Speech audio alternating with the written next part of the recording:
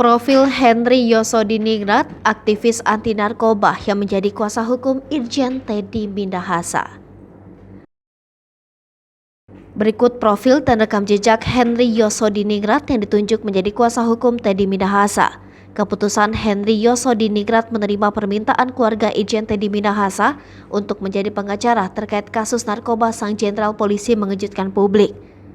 Pasalnya, Henry Yosodiningrat selama ini dikenal sebagai Ketua Umum Gerakan Anti Narkotika. Adapun, Irjen Teddy telah ditetapkan tersangka pada Jumat 14 Oktober 2022 dan sebelumnya ditangkap terkait dugaan kasus peredaran narkoba.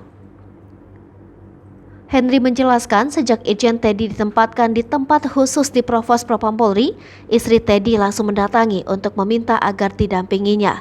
Saat itu, kata Henry, istri Teddy juga menceritakan duduk persoalan. Setelahnya ia juga meminta untuk bertemu dan mendengar langsung dengan Teddy. Ia lantas menilai bahwa perkara yang dituduhkan ke kliennya tidak masuk akal karena nilainya tak terlalu besar.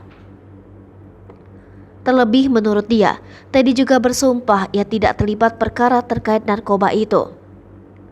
Lebih lanjut, pertimbangan Henry menerima Teddy sebagai kliennya karena ia sudah mengenal dan mengetahui keseharian kliennya sangat taat beribadah. Ia juga menuturkan bahwa pertimbangan Henry juga diperkuat dengan analisa hukum, keyakinan, dan akal sehatnya untuk mengawal kasus tersebut.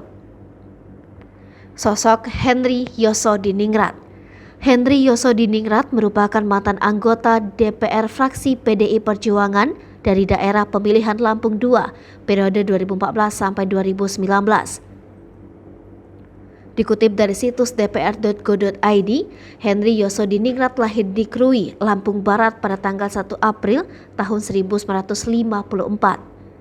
Masa kanak-kanak dan SD dijalani Henry secara berpindah, yakni sekolah rakyat di Krui, Bungun Tampak, SD Negeri 1 Liwa, dan di Metro.